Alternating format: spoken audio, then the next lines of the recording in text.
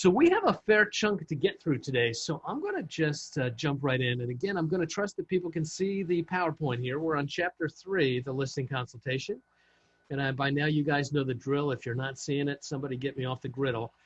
But this is the model, right? This is the 7-step model. We're in step number 3 here, the listing consultation. And again, just a couple of key things. If you've been in some other classes where we've talked about consulting before, there is a decided difference between what we do as consultants and what most salespeople do with their sales presentations. The difference between those two things, who can outline how you understand the difference? They could just unmute themselves or just throw in chat. How do you see the big difference between consulting with someone and presenting to someone? Anybody? Totally different skills. Presenting, when you're presenting, you're funneling information that you may not have any direction as to the exact requirements of the client. When you're consulting, it's two-way.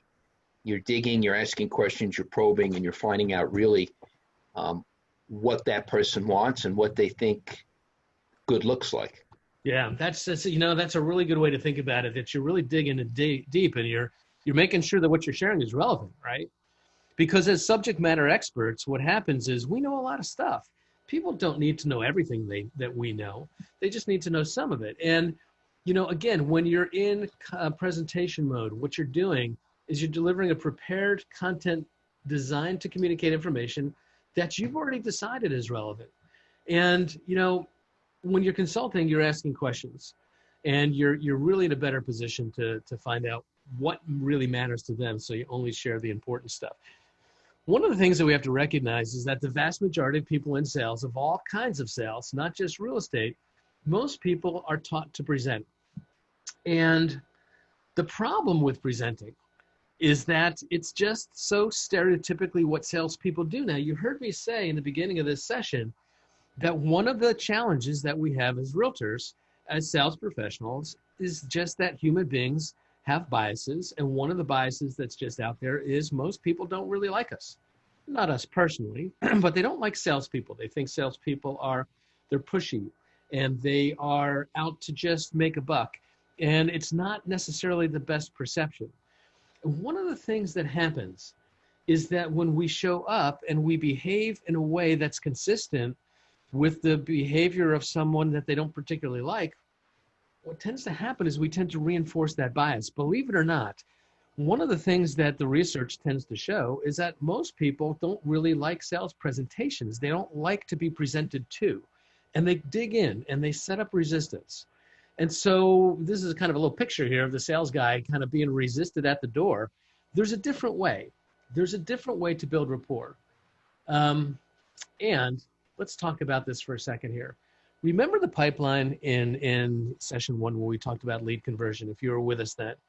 In the pipeline, we talked about moving people through these different stages where the very first stage is awareness. They may not necessarily have a need, but they reach out to us in the general state of awareness. And as time goes on and we nurture that relationship over time, there is more interest. And in that stage of interest, they need more information. There's more steps to take.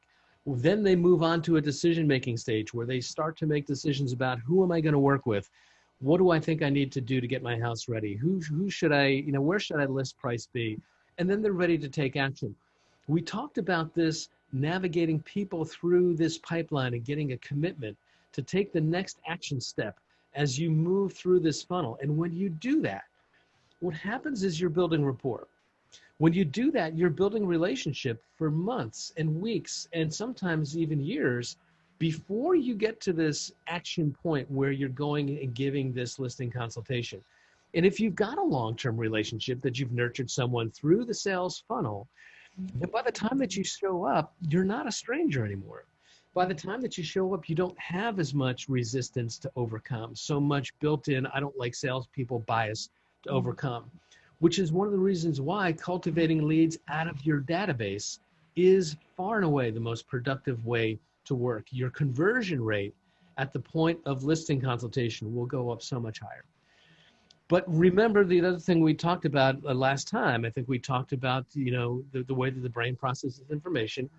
And this idea of a pattern interrupt, showing up differently. When they expect A, we show up as B.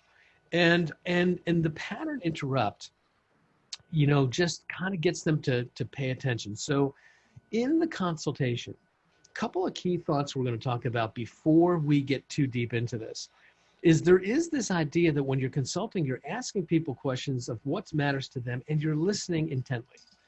And what we know is that when you ask people questions and you listen to their answers and they feel heard and they feel validated, it actually makes them feel good, right? It was Dale Carnegie, I believe, who talked about in his book, How to Win Friends and Influence People, that the sound of people's own names is the most cherished sound in the world, right? They love to be made to feel special.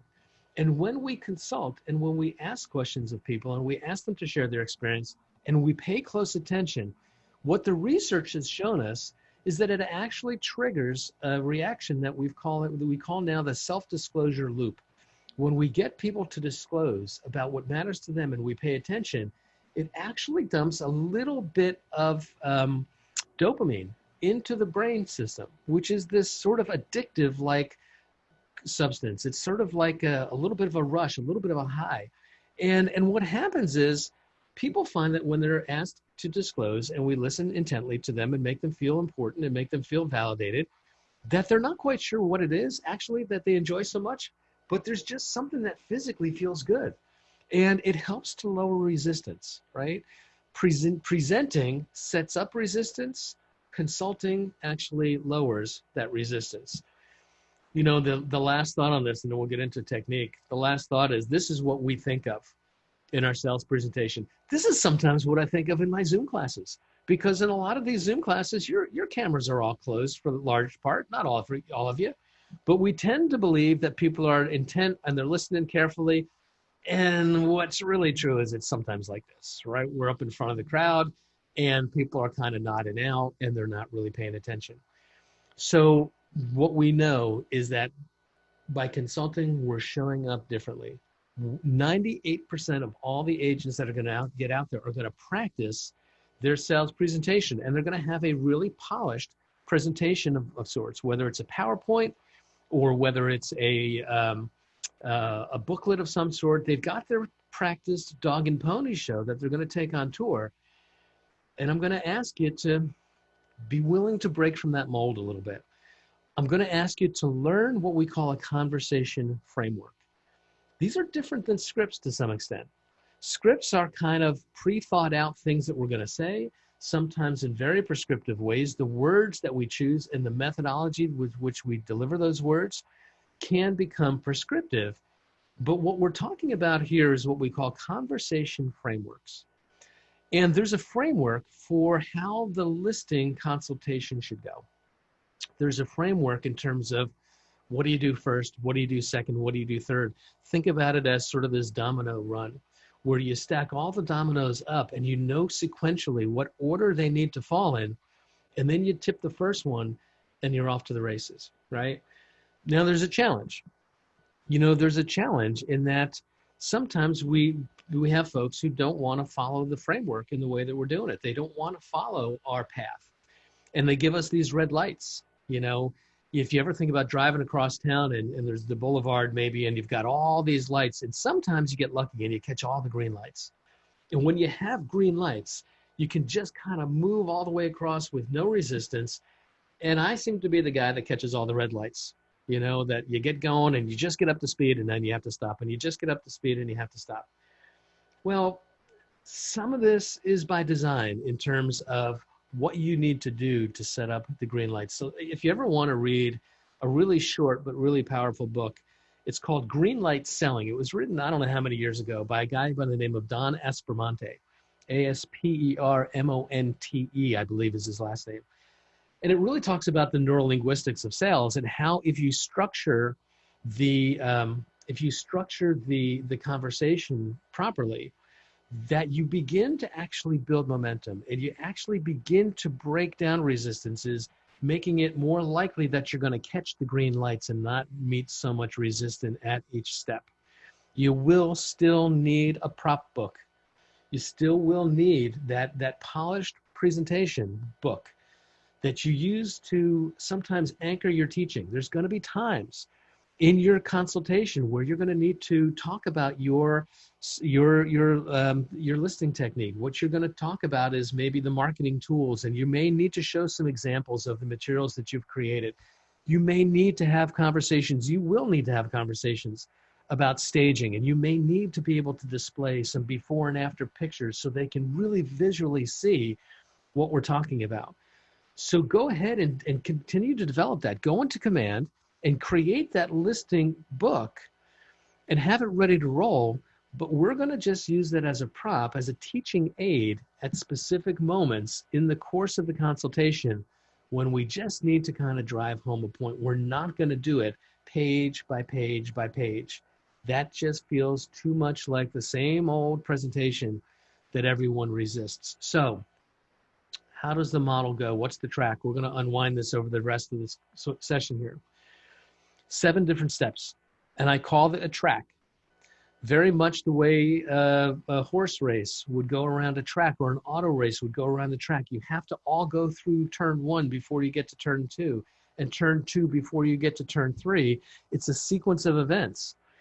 And this is the sequences in order that have to be accomplished, step by step by step. And when we follow this track, what we're going to do is have a conversation framework that is built to lower resistance, to get people to see you as an expert, to get them to trust your knowledge, and ultimately to get them to commit to work with you should you desire. We're going to take each one of these steps, step by step, but step number 1, take control, set the agenda.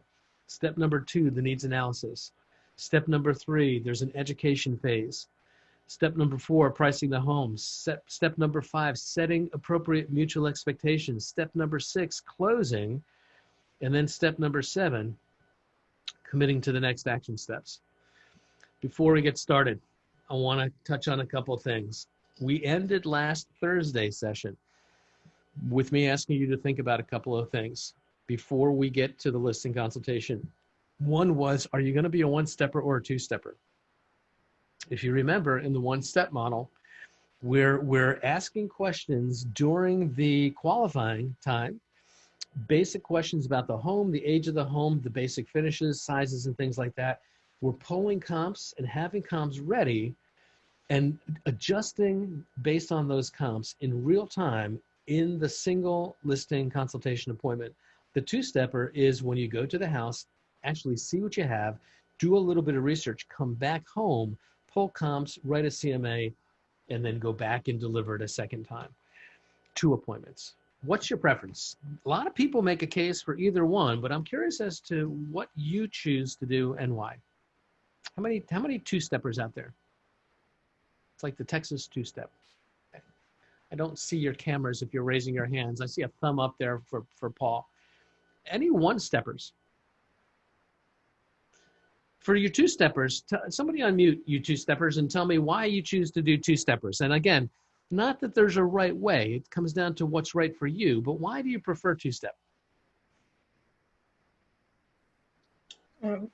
I think how for me, just until I gain more knowledge and experience where I feel confident enough to make those adjustments live, I would prefer to do the 2-step just to be able to better prepare.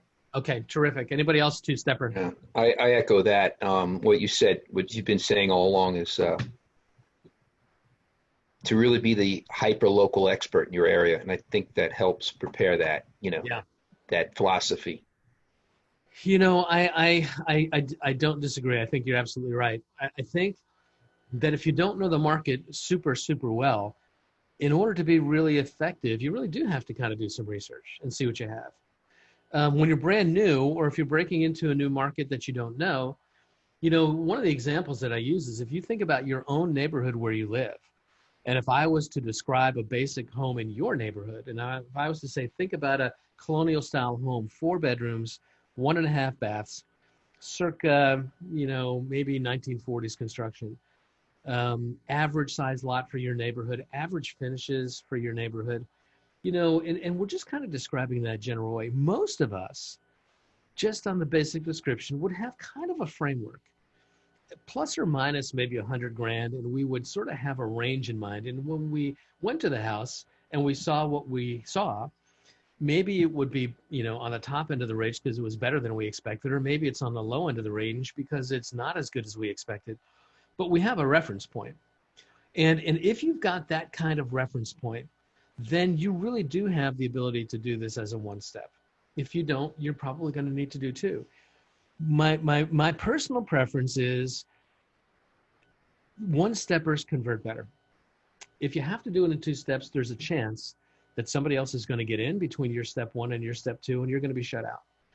And so if you are going to do a two-step, and you may need to if it's a market that you don't know or you're newer, make sure that you drive home the point that you're going to be back quickly. Don't set it up to come back 3 months from Tuesday. Come back quickly the next day, and let people know that if they find out, ask them if they intend to interview any other agents. And if they do, we do want to make sure that they don't make any decisions until they come back and hear us out. We slow the process down, and we let them know that this is the largest financial investment that most people have, and that it's not something that we need to rush. We can wait one more day. And if you choose to hire the other agent, so be it. But don't make any decisions until we get back, and ask them to commit to that, right? Now, the flip side of the coin is, if you're a one-stepper, and my preference for you is to get that market expertise so that you can do this all in one shot, because the research is pretty clear that if you don't get it in one shot, your likelihood of getting it drops by as much as 70%. That's a lot of risk, right?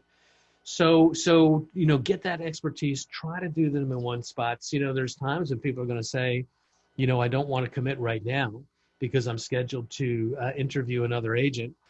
That's an objection you're going to have to learn how to get past, right?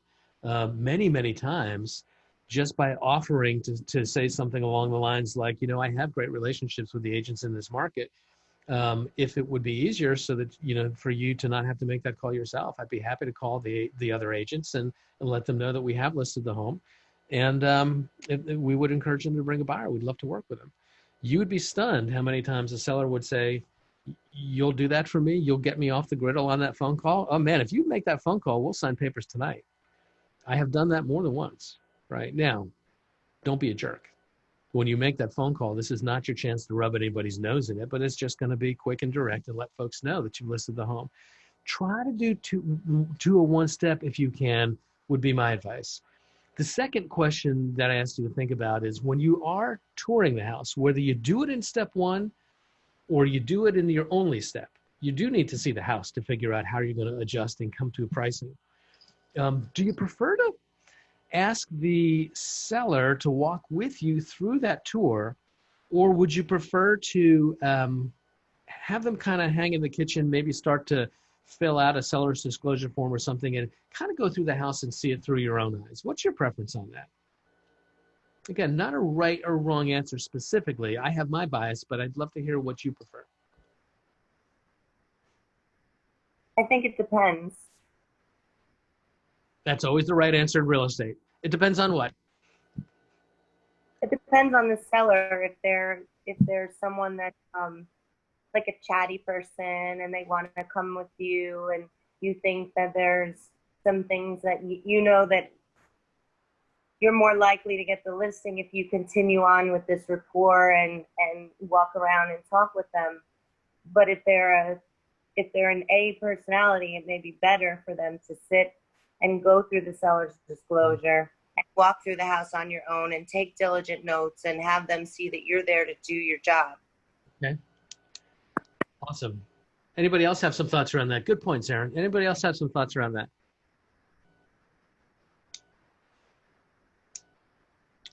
Early on, when I first got into this, I always loved to have the sellers walk with me through the house. And it was an opportunity for me to get to know them, talk to them a little bit, build some rapport. What happened, though, was I found that the sellers would frequently try to pre-sell me on things that they thought added value in the home that I didn't really think added a whole lot of value. And I was a little concerned that I was going to have a confrontation at some point. And so I stopped doing it. And in bold, we would teach folks to just try to go through the house on your own, see it through your own eyes. And I think there's something to be said for that as well. However, Where I am on this now, and where I've coached agents probably for the better part of the last year, comes really from the revelation of that self-disclosure loop research. The idea that when we get people to talk about their experiences, not just talk, but if we get people to talk about things that matter to them and their experiences, and we listen intently, then what happens is they begin to get that self-disclosure loop. They get to feel made to special. That dopamine drip hits their brain, and they start to feel a little sense of, I'm enjoying this relationship. The very first phase of this track, of this conversation track, is I got to get you to like me. And so increasingly, what I'm recommending is that we go through the house with them, and we're very, very careful about asking them prescripted questions. I don't want to ask them to tell me anything. I don't want to ask them to tell me what they did to improve the house. I don't want them to ask me to tell me how much it costs for them to put the new kitchen in, because I can see what they've done. What I want to ask them is, share with me what it was like to live in this house. Of all the things in this neighborhood, what's the part of this neighborhood that you like the best? What was the thing about this house that attracted you to it? What is it that you fell in love with first? If I can ask those kinds of questions while we're walking, and I'm seeing with my own eyes and making my own decisions, but if I get them to talk about their experiences, they're getting that self-disclosure drip of dopamine. And I'm going to do everything I can on the front end, on the leading edge of this appointment, to try to get you to like me. Because at some point, the very first phase of this is you got to like me, you got to trust me. You know, especially if I have some things to say about price, which you don't feel like you want to hear. You're not going to want to have those price conversations until you're sure that people, they feel comfortable with you and they're happy being around you. So I like to leverage the self-disclosure. I think it actually builds rapport. I think it actually gets them to soften up a little bit, to be less resistant to you. The last thought here is about where to do the consultation, and not to be too hard on this, but as you're touring the house, just find a place where you can land that's kind of laid back. It's not too formal. It's a place where you can spread out a little bit. A lot of times we talk about the kitchen, but the kitchen isn't always accessible. The dishes are sometimes on the table. We talk about trying to avoid super formal places like a formal living room, but try to find a nice place that you can spread out a little bit, that's kind of casual, that's kind of laid back, and that's where we're going to do this consultation. Okay, before we get started, and that's the phrase. You know, I stole this from, I don't remember which one of the mega agents at Keller Williams, but you know, what she says is, in the very first step, the very first step that we have is to take control and set the agenda. That's step number one in the sequence. But before we go into it, she starts with a pattern interrupt that says, before we get started, I just want to tell you how much I appreciate the opportunity to be here. I know how much choice there is in the marketplace, and anytime I get invited in and have the opportunity to be the one that you're speaking to, I just feel so much gratitude and an appreciation for you. Or something along those lines, starting with gratitude before you do anything else, and letting them know how much you appreciate them for giving you this opportunity. Why is that a good thing to do? What do you think?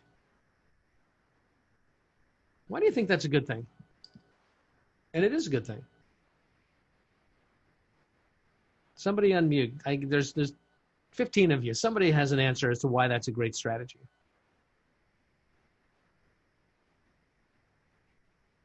You guys are making me work hard today. All right. Well, here's the thing. Remember that self-disclosure, right? I'm doing everything I can. I'm piling on. I'm making you feel appreciated, because I need you to get that sense of feeling valued before we go any further. And once we've done that, and we transition right out of that self-disclosure, dopamine drip, gratitude laced, before we get started, appreciation, then we sort of set the stage. And it sounds something like this. It's really brief. You know, here's how I envision the rest of the night going tonight. For the next 45 minutes or so, we're going to spend a little bit of time, and we're going to talk about what your goals are in selling your house, making sure that we're all on the same page in terms of what you're trying to accomplish and why it's important to you. We're going to talk a little bit about what would make this really a great experience for you guys in the process. We're going to spend some time talking about the market conditions right now, because they're different than they've been in any other time in my career. And then we're going to talk a little bit about how to price your home according to the current market environment. And once we agree on price, we're going to and you just kind of go through the sequence and you spell it out. And you say, this is what we're going to do first. This is what we're going to do second. This is what we're going to do third. And what we're doing here in this process is we're recognizing that human beings, as a general rule, feel safer when they know what to expect. And what we also know is that even though people sell their homes many times for positive reasons, it's a disruptive time in their life. And what we know is that most people find the disruption of selling a home stressful. And when people are stressed and they're coming into this meeting with a little bit of hesitation, especially if they're not sure yet if they like salespeople, then simply by taking control of that moment and saying, here's what to expect tonight, we're going to lower that sense of feeling out of control. We're going to help them feel more in control in the moment. You know, if you think about trained crisis workers, EMS, police officers, firefighters, when they show up at the scene of a crisis, the first thing that someone does is they take control of the scene. And by taking control, the people around who are feeling out of control suddenly feel safe. I need you to feel safe. You have to like me, you have to feel safe with me, or else you're not going to let me influence you in any way. So taking control is basically just a quick outline of what we're going to do, how much time we anticipate it should take.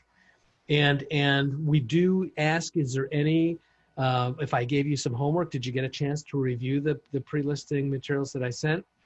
Not so that we can dive into answering the questions in the moment, but if there are questions, we want to make sure that we write them down. So at the right time in the sequence, we address those, right? And then we outline potential outcomes. This is how long I think it's going to take tonight. This is what we intend to cover. And then one of three things is going to happen tonight. At the end of the night, we're going to make a decision. We have to set this meeting up with the full expectation that the conclusion of this meeting is going to lead to a decision. And one of those decisions could be, you might decide to list your home with me. You might decide not to list your home with me. And now if you notice on the screen here, that phrase, list your home with me in yellow, is an embedded command. And we hit them twice with that in this prescriptive line. One of three things is going to happen. You might decide to list with me. You might decide not to list with me. And then the third part is actually a takeaway, and I've changed the takeaway a little bit from the way some of you may have learned it in bold.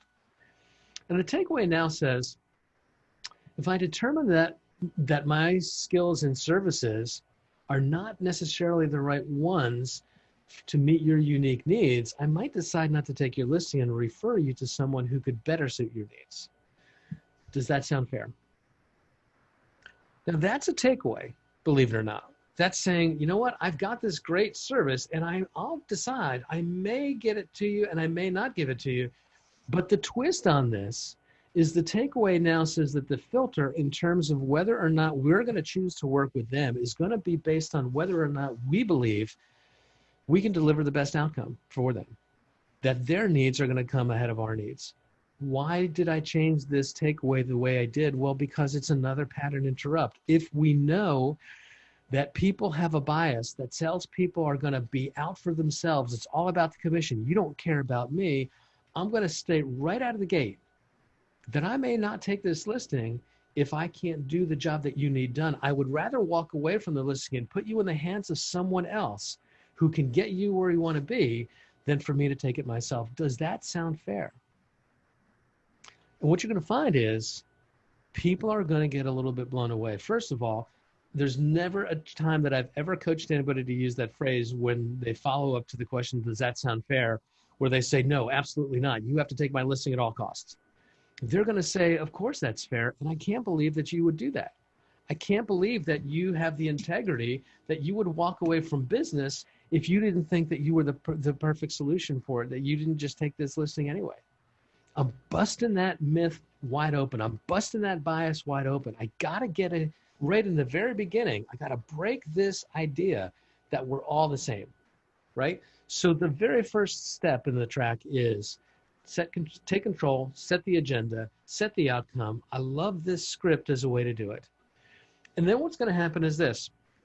We're going to move on now to the needs analysis. If we completed all that we needed to in each step, then we don't have a red light. Now we have a green light. And the best way to move from step to step in the process is to just do a quick summary and an introductory statement. And it sounds something like this. Mr. and Mrs. Seller, now that we're all clear on sort of what our goals are tonight, let's talk a little bit about what's going on for you guys. And you just transition right into the needs analysis. And that's step number 2, right? So the needs analysis, this is where we do a lot of questioning. This is where we do a lot of, again, getting them to talk, getting them to share their experiences. Tell me why that's important to you. Why is that important to you? And the more we can get them to self-disclose, again, the more they're saying, hey, I'm just enjoying this more and more. I'm just enjoying the way that this is feeling. You're paying attention to me. It's all about me. I love it when it's about me. And so we've got lots of questions. And I like to begin with just a recap on what I think I know. I did a pre-qualification eval, and so I'm going to start with, Mr. and Mrs. Seller, when we spoke on the phone, what you shared was that you're looking to sell your home right now, and the reason, if I understand correctly, is because you're looking to move to Florida to get closer to where your mom and dad live. Is that accurate? Yeah, that's accurate. Terrific. And just tell me again, why is it so important for you to get to Florida? Well, mom and dad are getting older, and it's too far away. If anything happened to them, I don't want to be, a day's drive away. Okay, I think I can appreciate that. And so if you're closer to them and there was a crisis, how would that make you feel? And we're just going to go deeper. We're going to go deeper about that to be really clear that we understand, and we give them ample opportunity to self-disclose, and then we are listening intently so they feel locked in that we get it. We understand their big why. We understand why it's important to them. And then we're going to change gears in the needs analysis because we recognize that we are working in an experience economy. It's not enough just to get the job done. We've got to get the job done and deliver a good experience for them at the same time. And so the second line of questions in the needs analysis are about experience. Now that I have an understanding of what we're trying to accomplish, Mr. and Mrs. Seller, help me understand what needs to happen for this to be a great experience for you. On a scale of 1 to 10, with 10 being it was just so off the charts great that you couldn't wait to tell your friends, and 1 being it was a complete disaster. Like, what needs to happen for this to be a 10? And let them talk. And let them talk about why is that important to you? Why is that important to you? Okay, I get it. We're going to make sure that we ask the questions about what makes this a great experience. And I would encourage you to even think about framing one of those questions, at least, by probing, what could you do to screw up?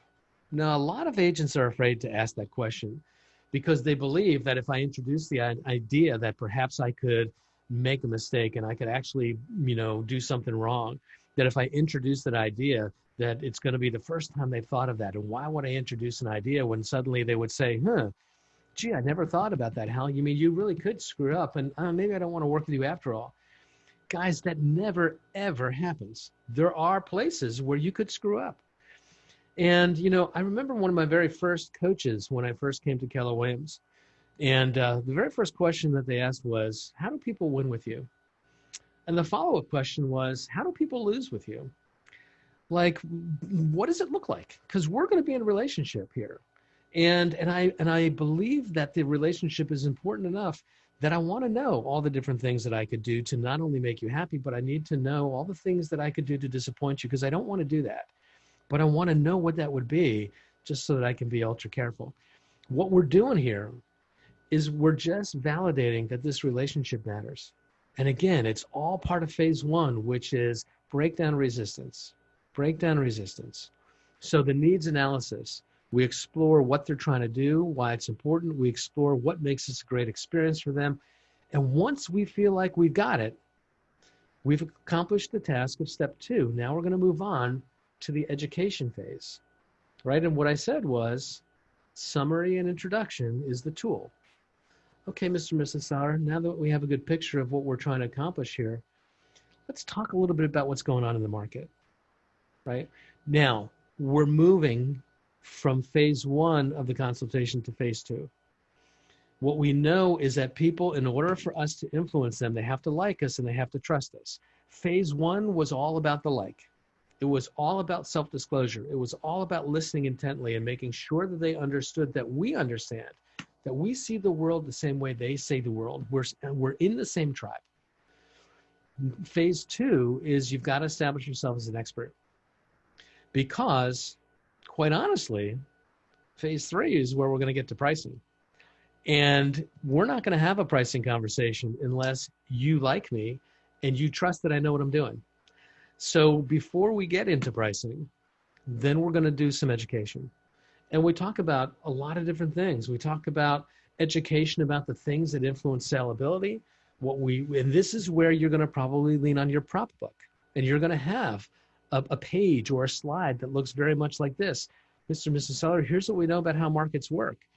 You know, buyers value homes based on the combination of price and condition for the location that it's in. And certain homes that are, we can't move the location, so the things that we can control is the condition and the price, right? And we have this conversation about how we want to make sure that we really price it to be the best condition at the best price in the available market, and how that's going to drive urgency in the market. We're going to talk about just the basic metrics. Is inventory levels going up? Are they coming down? Is days on market high? Is it low? Are homes being sold in multiple bids? Are they being sold after languishing in the market with many, many price corrections? You know, what we're doing is we're providing data, and we're showing unobjectively that we know what we're talking about. And then we talk about things that influence the value, like staging, and how staging actually is designed to create an emotional reaction, so that when people walk into a home, they not only see it as clean, and they see it as, you know, updated and contemporary, whatever the things are that buyers want in the market, they see it as uncluttered, they see it as unpersonalized, so they can project themselves living in it. What we talk about here is how great staging actually invites them to visualize themselves using the space in a way that is enjoyable to them. So we're gonna create little scenes in our staging, where not only do we have things neat and clean and whatnot, but we're going to create little props where people could walk into a living room area and see two chairs kind of in a conversation pit, if you will.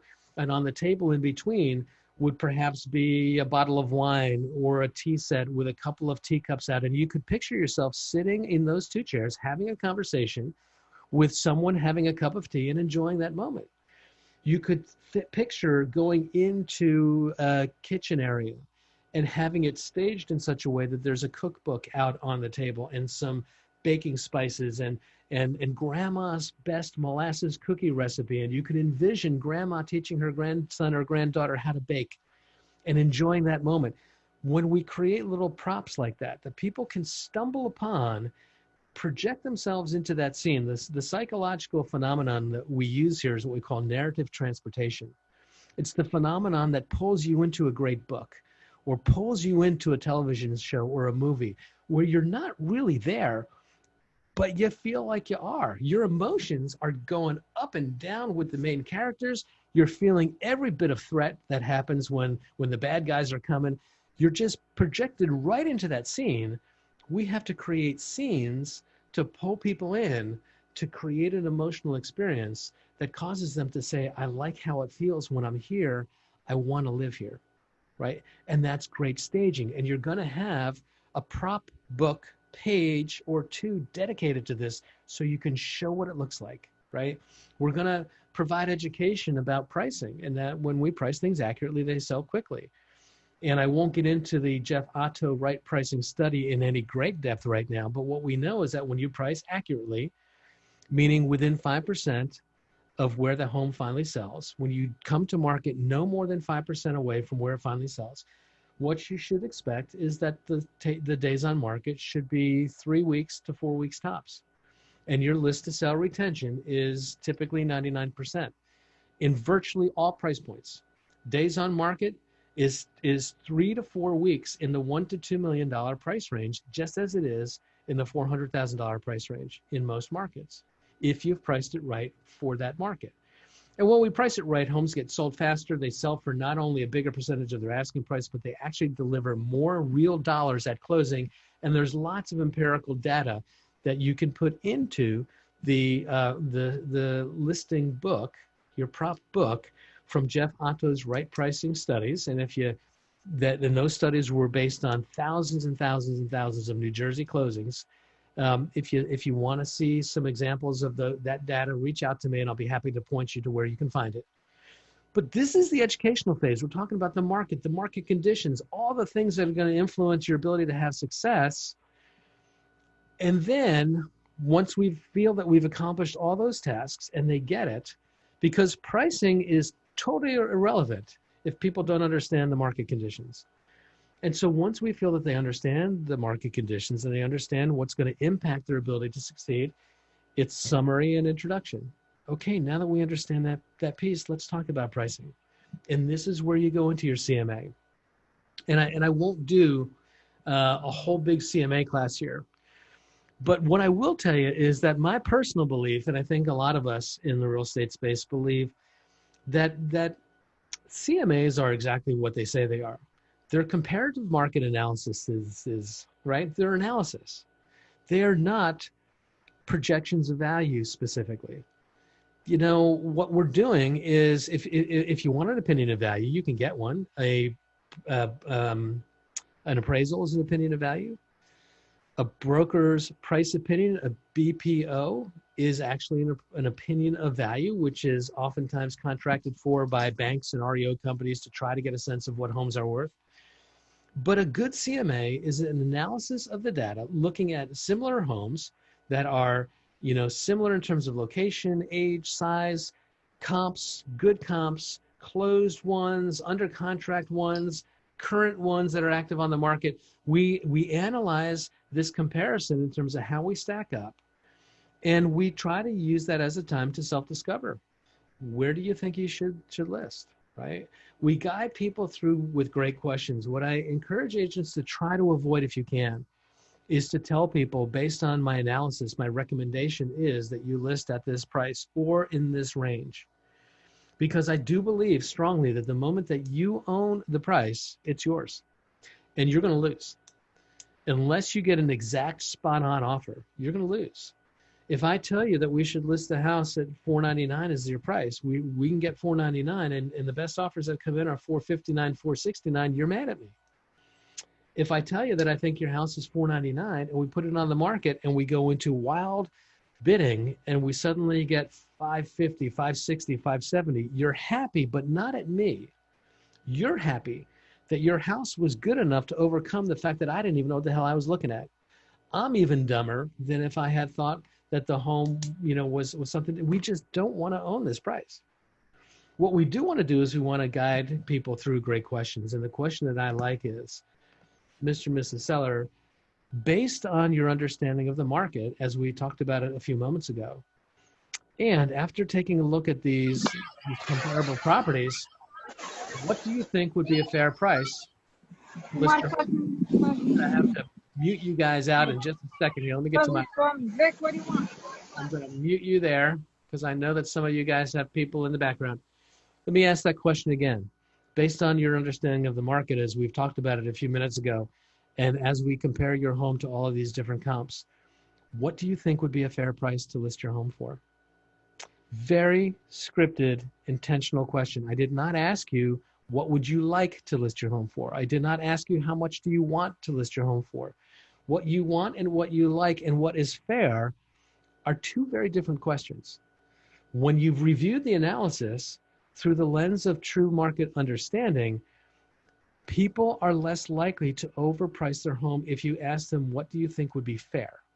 They're more likely to overprice their home if you ask them, what would you like? Because we get greedy. And so I'm going to ask the question through the lens of what do you think would be fair? And I'm going to get ready for the objection that says, it's not really an objection, but the response that says, well, that's what I brought you out for. You tell me. You tell me what would be the fair price. That you're the professional. I'm not going there, right? I'm going to guide them back through questioning. And many times the line of questioning here is to go back to the CMA and start to look at a range, right? And again, what I try to avoid is a conversation that says, based on the CMA, I think the range that you should list for is between 480 and 519. The lower in the range, the faster you're going to get sold. The higher in the range, the more time it's going to take. I don't want to establish the range in that way. What I would prefer to do is to say, based on this CMA, It looks like sellers who successfully got their homes sold saw offers between 480 and 519. If that was the range that materialized for you, would that be acceptable? I'm just going to questioning, self-discovery questioning. And that is a skill set that needs to be practiced. These are questions that need to be pre-written, pre-scripted, and practiced. But we're guiding people in. We're guiding people in. And I want to know in my head where I think it's going to be. I want to know. I want to be the market expert. I want to know, based on my knowledge of the market, where do I think it's going to land? I'm going to probably try to steer it within 5% of that, because I'm going to rely on the 5% right pricing studies. If I think it's going to land at 500, I got between 5 and 525, which is 5% differential. If we get anything in that range, I'm good. If the self-discovery leads us to a number that's way too high, then I'm going to ask more questions. I'm not going to try to educate immediately. Oh, let me tell you that if you go that high, Mr. and Mrs. Seller, if you go all the way up to 569, what's going to happen is you're going to not get shown. And then what's going to happen is the market's going to start to devalue your property and think that there's something wrong with it. All of that's true. But this has to be a self-discovery process. The questions that are better are along the lines of, Mr. and Mrs. Seller, what is it inside the data that we looked at that leads you to that number? And based on the data that we've looked at, what would lead you to believe that that number is going to happen? And people will start to tell you, yeah, I saw that data, and they'll tell you the reason why they're going high. I want room to negotiate. I put, pearl covered, stairs in the base. Who knows what? Whatever it is, they're going to give you their reasons, and then we're going to be able to unwind those one at a time. But the CMA is where we go here. It's step number 4, and I can't have this pricing conversation until I've spent a lot of time getting you to like me, dopamine drip, getting you to trust me through my education and knowledge of the market. If I move to pricing too fast, I'm going to say something that's going to offend them. They're going to be upset, and then I'm out because my relationship isn't strong enough to withstand that. So pricing is this sort of step number 4. We go through the CMA. We guide them through great questions. We guide them to a range that we're comfortable with.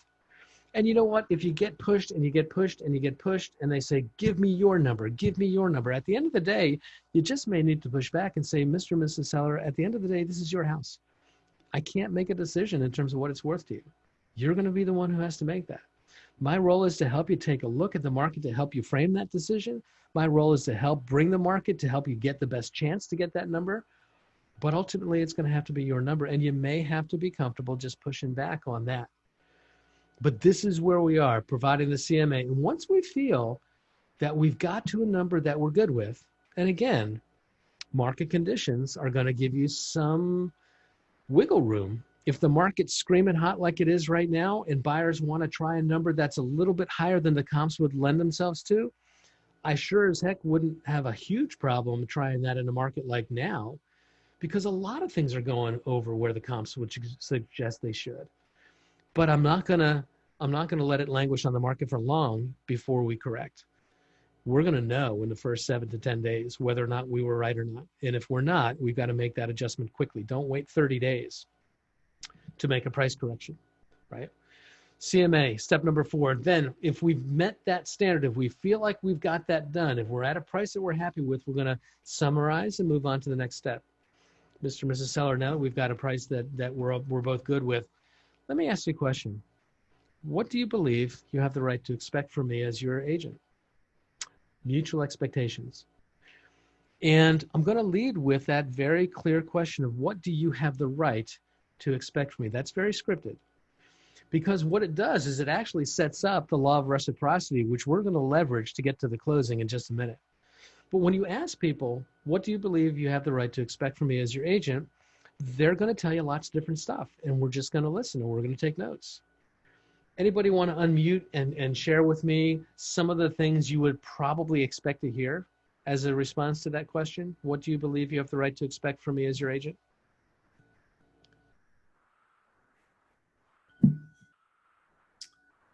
Anybody? Some of you guys have done this before. I'm sure you've had this question before. I expect that you're going to be responsive. I expect that You're not going to be pushy. My expectation is that you get my house sold and you get it sold quickly, and it's not a headache. They're just going to spell out again and again and again. And what we're listening for here is if there's any deal breakers. This is the last chance to get the off ramp. Because if they expect us to do something that we can't do or won't do, and I have had times where people have had the expectation that I was going to violate fair housing rules and not show it to certain ethnic groups and things like that. I'm not doing that, and you aren't either, or you shouldn't be, and I don't think anybody on this call would. But if that's what you need, then I'm not your guy. One of three things is going to happen tonight. And that third one was, if I decide that I'm not the right guy, I'm going to beg off and hand you off to somebody that is more likely to be satisfactory to you. But we're looking for deal breakers, right? If there's no deal breakers there, the way that the expectation question was framed was, what do you believe that you have the right to expect from me? Because that sets up the law of reciprocity. What we know, it's a very common human nature law. No human being likes to feel as though they owe a debt to someone else. When I have been given something, I want to give something back again. Even a compliment, when I pay someone a compliment, they feel almost reflexively that they've got to say something nice back. That's just the way of the law of reciprocity works. And when I have set up that you have the right to expect things from me, then I too have the right to expect things from you. And so the question moves on to, Mr. and Mrs. Seller, what do you believe I have the right to expect from you as a client of mine? And do you have expectations of your sellers? Of course you do. Your expectations are going to be that they're going to keep the house show ready, that they're not going to turn away showings, that when a reasonable offer comes, that they do everything they can to be reasonable in considering it. Whatever we're going to set as the expectations, once we both agree that we can live up to each other's expectations and that there's no deal breakers here, now we move on to the close. That's step number 6, is the close. And here's the thing. We set expectations around service, communication, partnership, right? All these different things. I want to take a step back because I skipped over it. In here would also be the place where if you wanted to kind of talk a little about your marketing strategies, this is where you can do it. I think sometimes we do a lot of that heavy lifting in our pre-listing presentations, but once we've determined that we have a gettable price, then I think you can, in this next phase here, even around expectations, set up expectations about what your service looks like. This could be a place where you start to talk about the 17 different steps of what I do to get homes sold, how I get it put out into the internet, how I handle the open houses, whatever it is. You can talk about that here if you choose to, about setting the expectations around your performance, right? But ultimately, in this expectation phase, once we get to the point where we both believe that we can live up to each other's commitment, then we move on to the close. We go on to the green light. And I put this little motorcycle jumper. This is sort of my Evel Knievel reference. Because when I was a kid, there was this whack job named Evel Knievel. Some of you guys remember him, who would jump his motorcycles over all kinds of stuff, broke every bone in his body. Even one time tried to jump a rocket ship across the Snake River Canyon in Idaho or wherever the heck it was. It's about, if you're gonna jump a motorcycle across all of these parked cars, you need momentum. You can't stop at the base ramp and just pull full throttle and think you're gonna get across all those cars. Well, the analogy here is that the commitment to close is a leap of faith. And in order to get them to take that leap, we need momentum. What I said was, as a transition point, to get from one phase of the conversation framework to the next, it was summary and introduction. We're going to rely on that same concept here, but I'm going to go back and I'm going to build momentum from the very beginning. I'm going back and I'm going to build momentum from the needs analysis and work my way through. And it sounds something like this. Mr. and Mrs. Seller, we have a really good understanding of what you're trying to accomplish and why it's important to you. And you've made it real clear as to what needs to happen to make this a really great experience for you and your family. And then we talked about the market, and I believe that you really have a good understanding of what it's going to take to get your home sold successfully in the market that we're in. And based on that understanding, we both came up with a price, and that price is a price that we're going to go to market with. It looks as though there's nothing in terms of what we expect of each other that would disqualify us from the ability to work with each other. Momentum, momentum, momentum. I'm getting closer to the jump. I'm getting closer to the ramp. And once we've summarized all the different steps, then we've got all the green lights lined up and we're going to go to the closing question. And I don't care what your closing question is. I used to like, are you ready to put me to work? Whatever it is, we got to close. You would be stunned how many times people get through a listing consultation and are content to say to folks, well, why don't you take some time to think about it? No, I got to close. If I don't close, I don't get the business. 70% of the time, you're not going to get it if you don't get it the first shot. So we've got to close. And when you ask, are you ready to put me to work? There's a chance that we're going to have some objections. And we may have to handle those objections, right? And we remember that objections are, they're resistance that's based in fear, not in fact. There's conditions which are just things that have to be solved before we can move forward. But objections are, there's something that's causing me to be uncomfortable. I'm not sure what it is. I'm afraid to move forward right now. And so we've got to handle objections. And there's a framework, a conversational framework. The one that I like comes from Jeb Blount, B-L-O-U-N-T. I've talked about him lots of times, probably regarded as probably the #1 most sought after sales trainer in the world, all different industries. His model, his conversation model for handling objections is 4 steps. Step number 1 is the ledge, he calls it. It's a little timeout. We're going to sit down together here on the ledge, and it's usually through a pattern interrupt, some kind of a response that catches people off their guard. And so, for example, when I get a objection, maybe I've got the objection that says, you know what, I'm not ready to move forward because, I think we didn't talk about commission yet, so there's not a commission objection here. I want to interview my cousin Sally. Here's what a pattern interruption would sound like. It's a response that would sound so unlike what they would expect a salesperson to say. It would be something like, oh my God, that's so great. I was hoping you were going to say that. Wait, what? No salesperson would say that's great. I was hoping you were going to say that when you heard I would needed to interview someone else. So tell me what would happen if you were to list your home. Step number 2 is let's explore the fear. If I can get you to talk about what you're the most afraid of, it's going to lose its power over you. I know that objections are based in fear. I'm going to use that kind of a pattern interrupt ledging kind of a question to get you to transition into tell me what would be the worst thing that would happen if you listed with me tonight and didn't give cousin Sally a crack at it.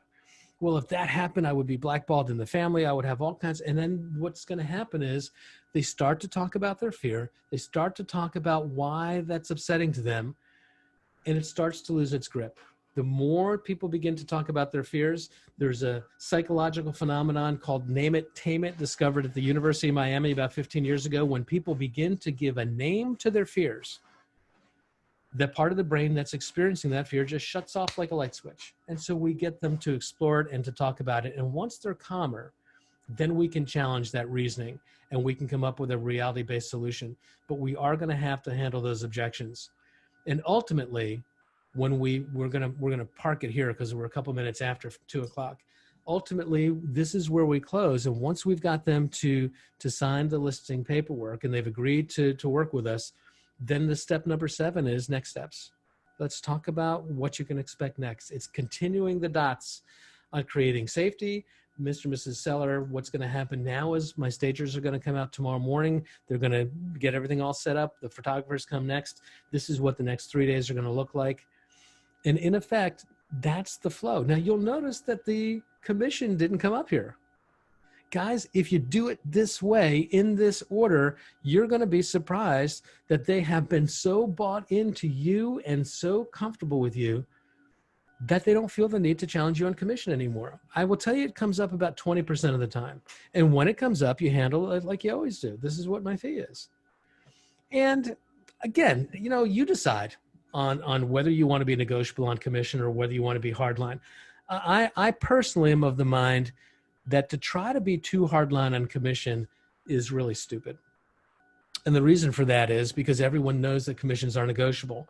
And if you refuse to negotiate on a negotiable item, then what you're doing is you're showing up as the worst example of the salesperson that they didn't like in the first place. I think what you need to do is to have a comfort zone in terms of where you're willing to do it on commission and stay in your comfort zone. But to kind of go back into 1980s script and stuff that says, you know what, if I was so willing to give up on my own commission and take money away from my own family, how hard would I protect yours? That really rings on deaf ears in this marketplace right now. That doesn't work now the way that it used to back in 1985 when Mike Ferry penned that objection handler for the first time. So I think what we need to do is we need to be reasonable. We need to have a range that we're willing to work in. And we need to not let commission be the reason why we lose business. So in the interest of time, we're going to park it here right now. But that's the steps. Those are the sequence, right? Step number one, set the objective. Step number two, needs analysis.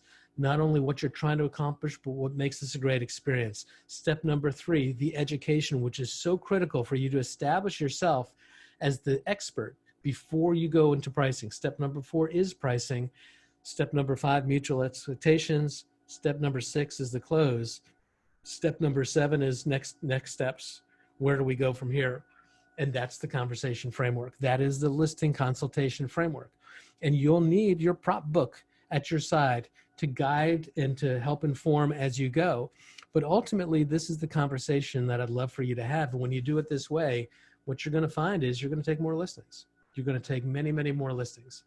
Michelle asked if this is recorded. And the good news is, yes, it is. And it will show up on the Bergen County Partners YouTube channel later on tonight if you want to go back and watch this again.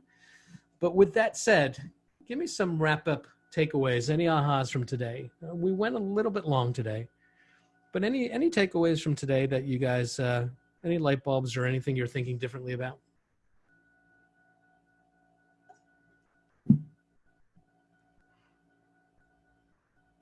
None at all? The only question was, is this recorded? I like to be flexible with your commission. Too many people are really rigid with that, I feel.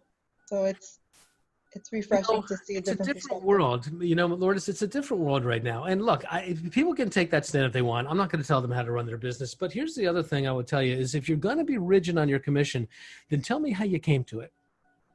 Because there's not an agent anywhere in the United States that I know of that can explain why their commission is 6% or 5%, other than custom.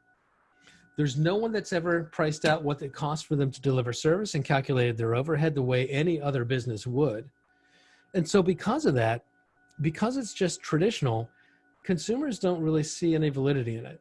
And if we dig in on an item that they think doesn't have validity on it, which we claim is a negotiable point in the first place, we've lost our ability to be credible with them. That's my opinion. You don't have to agree. You can do what you want. But I really do think you're going to win more business. You don't undersell yourself. You decide what you're worth, and you always earn your wage. But be flexible. Business people make business decisions, right? And so decide, right? So any other ahas there?